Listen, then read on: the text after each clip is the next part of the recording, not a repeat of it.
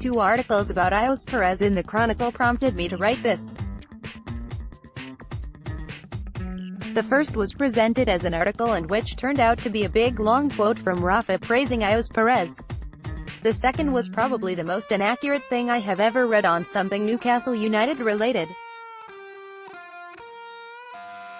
I think even those who are big Perez fans would have to laugh at some of the comments in there which described 4 goals, 3 assists, 3 goals and 1 assist in Premier League, in 28 games this season as tidy. Perez himself as a real physical presence in the air, blah and pace, and of course Mr. Reliable and consistent. If you don't believe me, I would encourage anyone to have read. They really did say that. The point being is that you rarely find fans who have the exact same views when it comes to Ayoze Perez. Some think he's rubbish. Most think he's alright, even though he frustrates the hell out of them. Some think he's great. What most of us can agree on is that booing any player who gives his all in a Newcastle shirt is bang out of order. In truth, if you're booing a player who is trying his best, then how would you feel as a fan, if you pulled on the shirt in front of 52,000, tried your best, and they all gave you shish for it? In his first season at the club it looked like we had unearthed a real gem in Perez.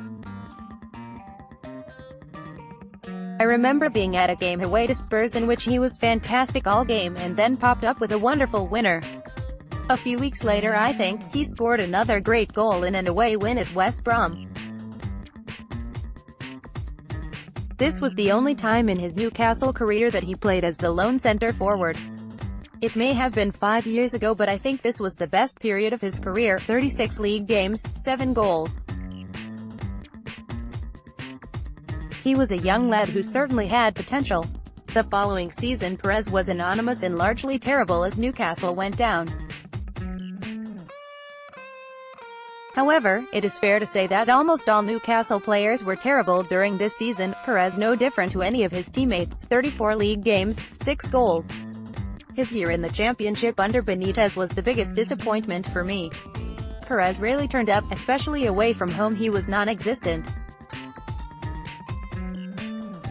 It was expected that he would be a lot better in the division below, but it wasn't the case, with Rafa often favoring Diem in the number 10 position. For the most part, Perez looked like he was interested when the team was playing well but wasn't to be seen when the going got tough. 36 league games, 9 goals. Last season was certainly a case of 2 halves for Perez. In the first half of the season, he was again non-existent with 1 goal in the first half of the season, but then an almost Mo Diem-like turn of form in the new year saw him score some big goals away to Stoke and home to Huddersfield. On top of this there was a man-of-the-match performance away to Leicester which included one of my favourite away day goals at the King Power. 36 league games, 8 goals. As mentioned, 7 of those 8 came in the new year. There are a few Perez fans who have said that without his goals Newcastle would have gone down. Actually, if you take away Perez goals from the campaign that would leave Newcastle 9 points worse off. They stayed up by 11 points, so theoretically would still have stayed up without the Perez goals. The second player whose goals were valuable was Jamal Lascelles who, if you take away his goals, Newcastle would have been 5 points worse off. So what I think this suggests is that the whole, oh take away his goals argument, does not really work, especially when your top scorer only scores 8 goals.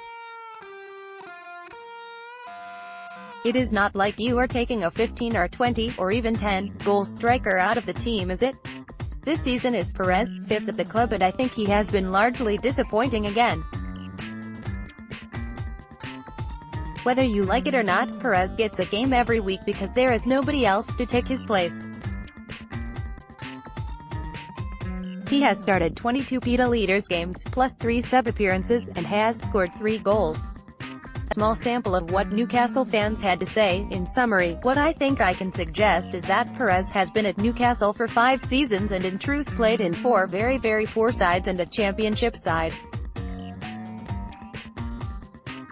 He had a promising first season and a purple patch at the end of last season. Aside from that, at best, he has been an average player in a bad team. Rafa Benitez has been staunchly defensive of Perez when asked about this in the press. Of course, this is no surprise as Benitez is unlikely to say anything negative about his players publicly.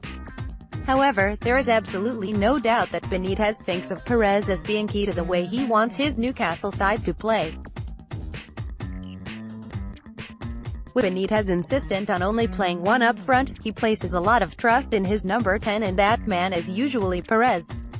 Rafa has shown time and time again that he is not afraid to drop big players at big moments, yet he continues to stick with Perez, which perhaps says a lot about how much he rates him. So yes, of course there are lots of us who have issues with him, but at the end of the day he tries his best and Rafa rates him, so that should be enough for most of us. No excuses for anyone out there who boos him. With the arrival of Almiron, there will be more pressure on Perez to keep his place in the team. Up until now, due to the wafer-thin options available in his position, he hasn't had to worry too much about that. If there is one area in which Almiron will represent a big improvement, it is the turnover between defense and attack.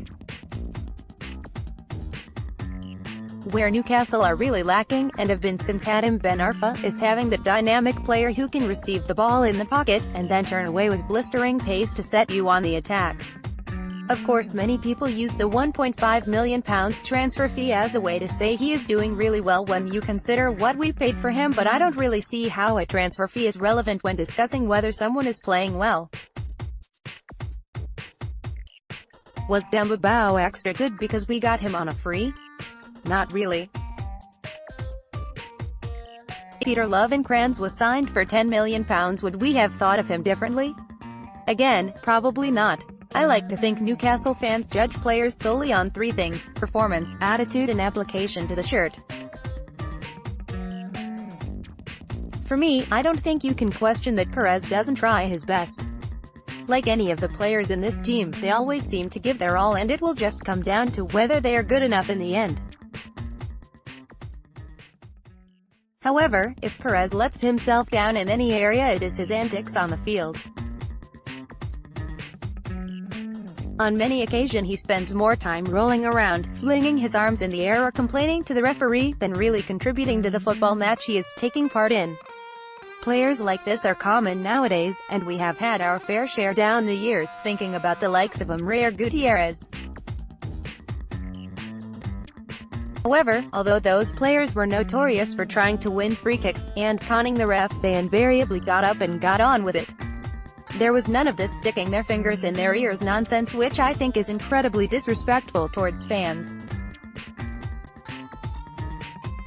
Those two aforementioned players were World Cup stars who had played at the highest level of elite football. If Perez is to get to that stage, and in turn, win over the doubters, then I think this is the main thing he will need to cut out of his game.